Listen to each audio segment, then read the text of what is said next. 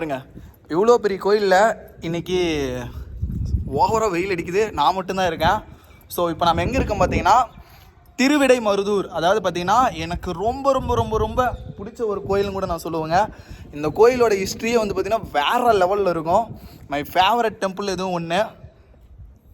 இந்த இடத்துல ஒரு விசித்திரமான ஒன்று இருக்குதுங்க. அது உங்களுக்கு நான் காட்டுறேன் பாருங்கள். என்னன்னா, நான் இந்த இடத்துல வந்து இப்போ ஒரு உதாரணத்துக்கு இப்போ நான் மட்டும்தான் இருக்குன்னு வச்சுக்கோங்களேன். மொத்தம் இங்கே 3 காம்பவுண்ட் இருக்குது. 1 2 3 காம்பவுண்ட் இருக்குது. திருவிடைமருதூரில் 3 காம்பவுண்ட் இருக்குது. காம்பவுண்ட்னு எப்படி சொல்கிறேன்னா, இந்த மாதிரி மதில் சுவர் 1 2 அதுக்கப்புறம் உள்ள 1 இருக்குது. இப்போது இது வந்து எனக்கு தெரிஞ்ச ஒரு 1/2 கிலோமீட்டருக்கு மேலே இருக்குன்னு வச்சுக்கோங்களேன். அந்த லாங்கில் இருக்குது, 1/2 கிலோமீட்டருக்கு மேலே இருக்கும். இப்போ நான் இங்கேருந்து நான் காலையிலேருந்து சுற்றி கொஞ்சம் டயர்டாகிட்டேன். நான் சாப்பிடவே இல்லை. இப்போ பாருங்கள், நான் ஓம் நமச்சிவாயன்னு சொல்லுவேன். இங்கேருந்து அந்த மூலையில் அடித்து அந்த உள்ளே இருக்கிற காம்பவுண்டில் அடித்து உள்ளே சிவபெருமான் இருக்கிற பார்த்தீங்களா, அவர் காதில் போய் கேட்கும். நான் இப்போ ப்ரூஃப் பண்ணி காட்டுறேன் பாருங்க. ஓம் நமச்சிவாயா நான் இங்கே கத்தனேன், அந்த மூலையில் கேட்டுச்சிங்களா, அப்படியே அந்த மூலையில் கேட்டுச்சிங்களா. இப்போ நான் பேசுறது 4 மூலைக்கும் கேட்கும். இப்போ பாருங்க, ஓம் நமச்சிவாயா. அந்த எக்கோ உங்களுக்கு கேட்குதா? இருங்க, நான் ஃப்ரண்ட் கேமராவில் நான் போட்டு காட்டுறேன். அனைவருக்கும் வணக்கம். நான் உங்கள் கிருஷ்ணா. இன்னைக்கு நீங்க பாக்குற இந்த பிரம்மாண்ட கோயில் வந்து பாத்தீங்கன்னா நம்ம கும்பகோணத்துக்கும் மயிலாடுதுறைக்கும் இடைப்பட்ட இடத்துல இருக்கக்கூடிய திருவிடைமருதூருங்க. இந்த கோயிலோட வரலாறு உங்களுக்கு நான் சிம்பிளா சொல்றேன், உங்களுக்கு புரியுற மாதிரி நான் சொல்றேன், நீங்க கேட்டுக்கோங்க. அந்த காலத்துல நம்ம பாண்டிய மன்னன் வந்து பாத்தீங்கன்னா போருக்கு போகும்போது ஒரு வனத்து வழியா போகும்போது அவருக்கு வந்து என்ன ஆகுதுன்னு சொல்லி பாத்தீங்கன்னா, அவரு பயணம் செஞ்ச அந்த குதிரை வந்து பாத்தீங்கன்னா அங்கிருந்து ஒரு அந்தனர் மீது வந்து பாத்தீங்கன்னா அந்த குதிரை வந்து மிதிச்சிருதுங்க. அப்படி மிதிக்கும் போது வந்து என்ன ஆகுதுன்னு சொல்லி பாத்தீங்கன்னா அந்த அந்தனர் இறந்துடுறாரு. அந்த அந்தனர் இறந்த உடனே அந்த அந்தனோட ஆவி வந்து பாத்தீங்கன்னா பாண்டிய மன்னனை பிடிச்சிக்குதுங்க. பாண்டிய மன்னனுக்கு அந்த தீராத ஆவி வந்து பிடிச்சதுனால என்ன ஆயிடுச்சுன்னா, அவரால் எந்த ஒரு நாட்டுக்குமே ஒரு படையெடுத்துட்டு போக முடியல, வீட்டில் வந்து சந்தோஷமா இருக்க முடியல, வாழ்க்கையில தீராத துன்பங்கள். காரணம் என்னன்னு சொல்லி பார்த்தீங்கன்னா, அவரு பட்ட அந்த சாபக்கேடு, அதாவது அந்த சாபக்கேடோட பேர் வந்து என்னன்னு சொல்லி பார்த்தீங்கன்னா பிரம்மகத்தி தோஷம் அப்படின்னு சொல்லுவாங்க. அதாவது பார்த்தீங்கன்னா பிரம்மகத்தி தோஷம் இருக்கக்கூடிய எல்லாருமே இந்த கோயிலுக்கு போவாங்க அப்படின்னு கூட சொல்லலாம். அல்லது ஆவி பயம், மரண பயம் அப்படி இருந்தா கூட இந்த கோயிலுக்கு கண்டிப்பா போயிட்டு வாங்கன்னு கூட நான் சொல்லுவேன். ஸோ அந்த மாதிரி ஒரு பிரம்மாண்டமான ஒரு கோயில் தான். பாண்டிய மன்னன் வந்து என்ன பண்றான்னு சொல்லி பார்த்தீங்கன்னா, அங்க இருக்கிற குருக்களை கேட்கும் போது அவங்க என்ன சொல்றான்னு பார்த்தீங்கன்னா, சோழ நாட்டில் திருவிடைமருதூர் அப்படிங்கிற ஒரு கோயிலுக்கு நீ போயிட்டு வா, அங்க போயிட்டு வந்தீங்கன்னா அந்த தீராத ஆவி ஒன்று விட்டு போயிடும் அப்படின்னு சொல்றாங்க. ஆனா சோழர்களும் பாண்டியர்களும் அப்பவே ஒரு மிகப்பெரிய ஒரு எதிரின்னு கூட நான் சொல்லுவேன். அப்படி இருக்கும்போது சோழ நாட்டில் படையெடுத்துட்டு போகும்போது பாண்டிய மன்னர் வந்து யதார்த்தமா அந்த கோயில் வந்து பாக்குறாருங்க. அப்படி பார்க்கும்போது என்ன ஆகுதுன்னு சொல்லி பார்த்தீங்கன்னா, பாண்டிய மன்னர் இங்க இருக்கக்கூடிய அந்த கோயிலோட ராஜகோபுரத்து வழியா உள்ள போறாரு. இதுதான் இந்த கோயிலோட ராஜகோபுரம் அப்படின்னு கூட நான் சொல்லுவேன்.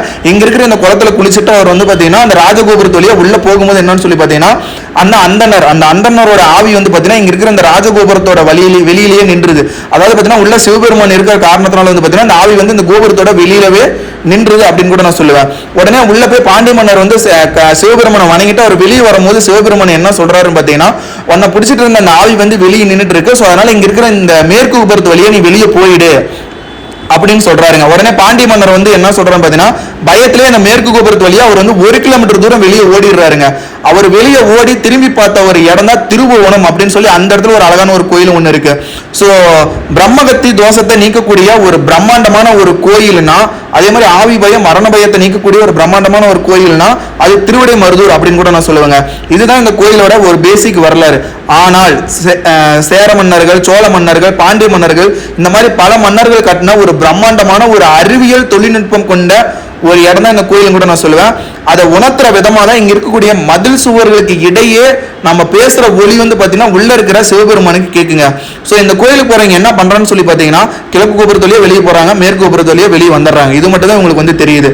ஆனா இந்த கோயில்ல நீங்க எந்த மூலையிலிருந்து நீங்க கத்தனாலுமே பேசினாலுமே உள்ள இருக்கக்கூடிய சிவபெருமானோட காதுக்கு போய் கேட்கும் அப்படிங்கிற இந்த அறிவியல் தொழில்நுட்பம் பிரம்மாண்டமா இந்த கட்டடக்கலையில இருக்கு. அதை உணர்த்துற விதமா தான் இப்ப நம்ம பேசியிருப்பேன். அதை நீங்களே கேளுங்க, உங்களுக்கே இந்த கோயிலோட தொன்மை புரியும். பாருங்க, நான் கத்துறேன், ஓம் நமச்சிவாயா, ஓம் நமச்சிவாயா, ஓம் நமச்சிவாயா.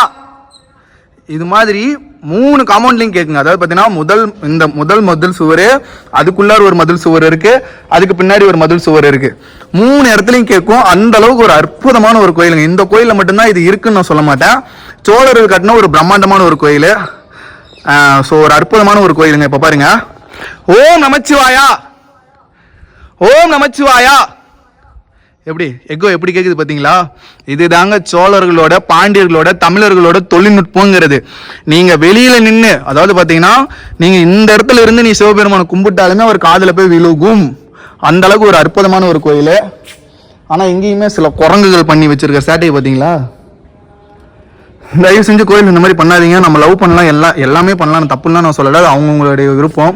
ஆனால் இது நம்மளுடைய சொத்து, இது நம்மளுடைய வரலாறு. ஸோ இந்த இடத்துல இந்த மாதிரி பண்ணாதீங்க. ஸோ அதே மாதிரி இப்போ பாருங்க, இப்போ நம்ம வேற ஏதோ இப்போ நம்ம சிவபெருமான்ட்டு நான் தனிப்பட்ட முறையில் நான் இப்போ ஏதோ சொல்லணும். நம்ம என்ன கேட்கலாம் பார்த்தீங்களா? கோயில் வர வந்து என்ன கேட்கலான்னே தெரியாது. ஏன்னா அந்த அளவுக்கு இந்த இடம் வந்து குழப்பம். ஒரு எப்படி சொல்றதுன்னா இந்த இடத்துல சிவபெருமான் உங்களால என்ன கேட்கணும்னே தெரியாதுங்க. ஏன்னா கேட்டா அவர் கொடுத்துருவாரு. ஆனா இந்த இடத்துல நீங்க வந்தாவே உங்களையே மதிமயக்கிறோம். எப்படி நான் சொல்றது, அந்த ஃபீலிங் உங்களுக்கு புரியும். உங்களையே மதிமயக்கிறோம். அந்த அளவுக்கு பிரம்மாண்டமான ஒரு கோயில். இப்போ நம்ம ஏதோ ஒன்று கேட்கலாம். என்ன கேட்கலாம்னா, காலையிலேருந்து எனக்கு சாப்பிடவே இல்லை, ஸோ எனக்கு ஒரு நல்ல சாப்பாடு வேணும். நம்ம ரேஞ்சு பாருங்க, சாப்பாடு கேட்டுட்டு இருக்கோம் கோயிலுக்கு வந்துட்டு. இருந்தாலும் சோறு முக்கியம். ஓ நமச்சிவாயா, எனக்கு ஒரு சாப்பாடு கிடைக்குமா? சொல்றது உங்களுக்கு புரியுதுங்களா? நான் அந்த ஒளியோட சவுண்டு உள்ளார கேட்கும் அப்படின்னு சொல்லி தான் உங்களுக்கு எக்ஸாம். அந்த சவுண்டோட ரொம்பவே இங்க இருக்கிற கோயில் ஃபுல்லா கேக்குங்க. அந்த அளவுக்கு தமிழர்களோட கட்டடக்கலை வந்து பாத்தீங்கன்னா ரொம்பவே பிரம்மாண்டமா இருந்துச்சு. அதை உணர்த்துற விதமா தான் உங்களுக்கு வந்து நான் சும்மா இந்த இடத்துல நான் பேசி காமிச்சேன். ஸோ மறக்காம இந்த கோயில் உங்க வாழ்நாள் வந்து பாருங்க. ஓம் நமச்சிவாயா. இது எதுக்கு நான் சொல்றேன்னா, நீங்க சிவனை விடுங்க, அவரு கடவுள், அவரு ரொம்ப பெரிய ஆளு தான். நம்ம தமிழனை நீங்க கொஞ்சம் யோசிச்சு பாருங்க.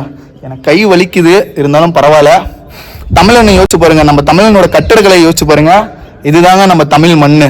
கும்பகோணத்துல இந்த கோயில் எங்க இருக்குன்னு பாத்தீங்கன்னா திருவிடைமருதூர். கடைசியா ஒரு 3 டைம் நம்ம சொல்லிடலாம், கத்த முடியலனால. ஓ நமச்சிவாய வாழ்க, நாதன்தாள் வாழ்க, இமை பொழுதும் என் நெஞ்சில் நீங்க தந்தாள் வாழ்க. கேக்குதுங்களா? தென்னாட்டுடைய சிவனே போற்றி, எந்நாட்டவருக்கும் இறைவா போற்றி. ஓ நமச்சிவாயா. கேக்குதுங்களா? இப்ப இந்த இடத்துல வந்து ஒரு நிமிஷம், ஒரு சிம்பிளா நம்ம ஒரு தேவாரம் ஒரு 4 லைன் நம்ம பாடி பார்க்கலாம். நமச்சிவாய வாழ்க, நாதன்தாள் வாழ்க, இமைப்பொழுதும் என் நெஞ்சில் நீங்காதன்தாள் வாழ்க, கோகலி ஆண்ட குருமனிதன்தாள் வாழ்க, ஆகமும் ஆக நின்ற அன்னிப்பான் தாள் வாழ்க. கேக்குதுங்களா? இதுதாங்க தமிழன், இதுதான் சிவபெருமான். இங்க நான் சொல்றதெல்லாம் அவர் கேட்டுட்டு இருப்பாரு உள்ளார. ஸோ அந்த அளவுக்கு ஒரு பிரம்மாண்டமான ஒரு கோயில். எனக்கு வார்த்தையே வரல. எதனால சொல்றேன்னா, டயர்டு, இந்த சந்தோஷம். நாம மட்டும் இந்த இடத்துல இருக்கும் பாருங்க, இவ்வளோ பெரிய கோயிலுங்க, நாம மட்டும்தான் இருக்கோம், வேற யாருமே கிடையாது. புரியுதுங்களா?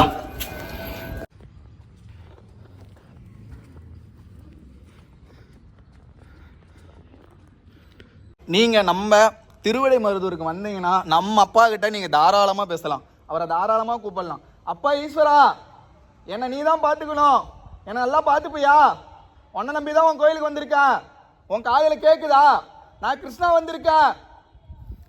எப்படி எக்கோ கேட்குது பார்த்தீங்களா? இங்கே வாங்க, அந்த பக்கம் போய் அவரை கூப்பிடலாம். இப்போ இந்த பக்கம் வந்துட்டோம். நான் கிருஷ்ணா வந்திருக்கேன். கேட்குதுங்களா? இப்போ இந்த இடத்துல வந்து பாருங்க. அப்பா ஈஸ்வரா, நான் பேசுறது கேக்குதா? எவ்வளோ சத்தமா எக்கோ கேக்குது பாருங்க. ஸோ இப்போ நான் பேசுனது எல்லாமே உள்ள அவர் உட்காந்துட்டு இருக்காரு பார்த்தீங்களா, அவர் காது கிளியும், ஐயோ இவன் வந்து கத்திக்கிட்டு இருக்கானே அப்படின்னு சொல்லிட்டு. ஸோ அந்த அளவு நீங்கள் இந்த இடத்துக்கு வந்தீங்கன்னா சிவனை நீங்கள் காதலிக்கலாம். உங்களை யார் காதலிச்சாலும் காதலிக்கலனாலும் சரிதான். ஒரு அற்புதமான நம்ம கடவுளுங்க. இவர்கிட்ட கேட்காம நீங்கள் வேற யார்கிட்ட போய் கேட்க போறீங்க? இருங்க, அவர்கிட்ட லவ் சொல்லலாமா? அப்பா ஈஸ்வரா, நான் உன்னை காதலிக்கிறேன், தென்னாட்டுடைய சிவனே போற்றி, எந்நாட்டவருக்கும் இறைவா போற்றி. கேட்குதுங்களா? சரி போதுங்க, என்னால் கத்த முடியல, ஓப்பனாக சொல்கிறேன். ஸோ அடுத்த டைம் வந்தால் நான் கண்டிப்பாக ஒரு லைவ் போடுறேன் இந்த இடத்துல, சரிங்களா? நீங்களும் கேளுங்க, நீங்கள் கேட்குறதா நான் உங்களுக்காக கேட்குறேன். நெக்ஸ்ட் டைம் நான் லைவ் போடுறேன், அப்போ பேசிக்கலாம். உண்மையாலுமே அந்த கோயிலுக்கு நான் போனப்போ என்ன பேசணுன்னு சொல்லிட்டு எனக்கே தெரியலைங்க. நான் வீட்டில் வந்து வீடியோ எடிட் பண்ணும்போது தான் எனக்கே தெரிஞ்சது நம்ம இவ்வளோ சில்லித்தனமாக நம்ம பேசியிருக்கோமா அப்படின்னு சொல்லி நான் யோசிச்சாலுமே கூட சிவன் மீது உள்ள ஒரு பற்று, அந்த இடத்துக்கு நீங்கள் போயிட்டீங்கன்னா உங்களுக்கு என்ன வேணுமோ, நீங்கள் என்ன கேட்கணுமோ அது எதுவுமே உங்களால் கேட்க முடியாது. காரணம் ஏன்னா அந்த இடத்துல இருக்கிற அந்த பிரம்மாண்டமாக இருக்கட்டும், அங்கே இருக்கிற அந்த சிற்பக்கலையாக இருக்கட்டும், அந்த ஒளியோட மயக்கும் தன்மை. இந்த 1001 படத்தில் அந்த சோழ நாட்டுக்குள்ளே போன உடனே அவங்க காதுலாம் வந்து பார்த்தீங்கன்னா அடைச்சி ஒரு மாதிரி பயங்கரமாக சவுண்டு கேட்கும் பார்த்தீங்களா? சேம் அதே மாதிரி இந்த கோயிலுக்குள்ளே நீங்கள் காலை வச்சாவே உங்கள் மனசில் இருக்கிற அந்த எப்படி சொல்கிறது, நீங்கள் என்ன நினைக்கிறீங்களோ அது சத்தியமாக நீங்கள் கேட்கவே மாட்டீங்க. அப்படியே அப்படியே எப்படி சொல்கிறது, சம்மந்தமே இல்லாமல் பேசுவீங்க, சம்மந்தமே இல்லாமல் சிவனை பற்றி நீங்கள் பாடுவீங்க, ஆடுவீங்க, சந்தோஷமாக இருப்பீங்க. சேம் அதே ஒரு மனநிலையில் தான் நானும் இருந்தேன். ஸோ அதனால தான் நான் வந்து பார்த்திங்கன்னா இந்த சாப்பாடு கேட்குறது, அதுக்கப்புறம் இந்த சிவன்கிட்ட பேசிகிட்டு இருக்கிறது, இது எல்லாமே வந்து பார்த்திங்கன்னா அங்கே தானாக நடக்குங்க. அந்த இடத்துல உங்களுக்கு ஒரு கூச்ச சுபாவமே இருக்காது. காரணம் ஏன்னா அது உங்கள் வீடு. உங்கள் வீட்டுக்கு நீங்கள் போனால் எப்படி நீங்கள் ஃப்ரீடமாக இருப்பீங்களோ சேம் அதே மாதிரி தாங்க அந்த இடம் இருக்கும். காரணம் ஏன்னா நம்ம முன்னோர்களோட அந்த வைப்பு, அந்த தமிழர்களோட அந்த கட்டடக்கலையோட நம்ம முன்னோர்கள் இந்த கோயிலுக்கு வந்திருப்பாங்க, நம்ம முன்னோர்கள் இந்த கோயிலை கட்டியிருப்பாங்க, அதோட பிளட்டு அப்படின்னு கூட நான் சொல்லுவேன். ஸோ அதனால தான் நான் சொல்கிறேன், உங்கள் வாழ்க்கையில் நீங்கள் தமிழனாக இருந்தீங்கன்னா அல்லது பிறர் மொழியாக இருந்தால் கூட சரிங்க, நம்ம ஒரு ஒரு ஒரு எப்படி சொல்கிறது, ஒரு மனிதனாக நீங்கள் போக வேண்டிய ஒரு அற்புதமான ஒரு கோயில்னால் அது நான் திருவிடைமருதூர் கோயில்னு கூட நான் சொல்லுவேன். ஸோ அதனால தான் அந்த இடத்துல வந்து நான் அந்த மாதிரி நான் பேசிக்கிட்டு இருந்தேன். ஸோ நீங்கள் போனால் அது உங்களால் உணர முடியும். நீங்கள் எதுக்கு ஆசைப்பட்டு நீங்கள் போகிறீங்களோ, நீங்கள் அதுக்கு ஆசைப்படுறதை விட நீங்கள் அவர் மேலே நீங்கள் ஒரு பாசம், அவர் மேலே ஒரு காதல், நம்ம வீட்டுக்குள்ளே வந்தால் நம்ம எவ்வளோ ஜாலியாக கத்திட்டு ஜாலியாக பேசிகிட்டு இருப்போம், அந்த மனநிலைக்கு நீங்கள் போயிடுவீங்க. ஆனால் இந்த கோயில் வந்து பார்த்திங்கன்னா காலையில் ஒரு 12 மணி வரைக்கும் மட்டும்தாங்க ஓப்பனில் இருக்கும். அதுக்கப்புறம் மதியானத்துக்கு மேலே வந்து பார்த்திங்கன்னா க்ளோஸ் பண்ணிடுவாங்க. ஆனால் அந்த கோயில் வந்து பார்த்திங்கன்னா நீங்கள் தூங்குறதுக்கு வந்து பார்த்திங்கன்னா நீங்கள் வெளியே படுத்துக்கலாம். நான் வந்து பார்த்திங்கன்னா வெக்கமே இல்லாமல் படுத்துட்டு வர வழி இல்லை.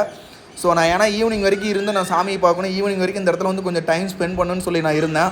ஸோ அந்தளவுக்கு ஒரு அற்புதமான ஒரு கோயிலுங்க. நீங்கள் மறக்காமல் உங்கள் வாழ்க்கையில் இங்கே இருக்கக்கூடிய இந்த முருகப்பெருமானாக இருக்கட்டும், அல்லது சிவபெருமானாக இருக்கட்டும், அல்லது அம்பாலாக இருக்கட்டும், இங்கே இருக்கிற இந்த குளமாக இருக்கட்டும், உண்மையாலுமே இங்கே இருக்கக்கூடிய எல்லாமே வந்து பார்த்திங்கன்னா அற்புதம் அற்புதம் அற்புதம். இதை தவிர எனக்கு வேறு வார்த்தையே சொல்ல தெரியல. ஏன்னா அந்த அளவுக்கு ஒரு பிரம்மாண்டமான ஒரு கோயிலுங்க. உங்கள் வாழ்க்கையில் ஒரு பிரம்மகத்தி தோஷமாக இருந்தாலும் சரி, பிரம்மகத்தி தோஷம்னா என்னங்க, ஒரு பேய் பிடிச்சிருக்கிறது அல்லது ஒரு மரண பயம் அல்லது அந்த மாதிரி தாங்க. ஸோ அந்த மாதிரி இருந்தால் நீங்கள் மறக்காமல் இந்த கோயிலுக்கு போங்க. தமிழ்நாட்டில் ஒவ்வொரு கோயிலுமே நம்ம முன்னோர்கள் வந்து பார்த்திங்கன்னா பார்த்து நம்ம மனசுக்கு தகுந்த மாதிரியே, நம்ம படுற கஷ்டத்துக்கு தகுந்த மாதிரி தான் இந்த கோயிலெலாம் கட்டியிருக்காங்க, நிவர்த்தி ஆகணும்னு சொல்லிட்டு. இந்த கோயில் வந்து பார்த்திங்கன்னா நைட் டைமில் வந்து பார்த்திங்கன்னா அர்த்த ஜாம பூஜை வந்து பார்த்திங்கன்னா ரொம்பவே பிரம்மாண்டமாக இருந்துச்சு, வேறு லெவலில் இருந்துச்சு. அப்பயும் நான் மட்டும்தான் இருந்தேன். ஸோ தனிமையாக இருந்தாலுமே கூட ரொம்பவே அற்புதமாக இருக்கும். உங்கள் வாழ்க்கையில் ஒரு டைமாச்சும் உங்களுக்கு டைம் இருந்தால் இந்த கோயிலில் போயிட்டு ஜஸ்ட்டு ஒரு 4 மணி நேரம் ஒரு 5 மணி நேரம் டைம் ஸ்பெண்ட் பண்ணிட்டு வாங்க. நன்றி, வணக்கம். நான்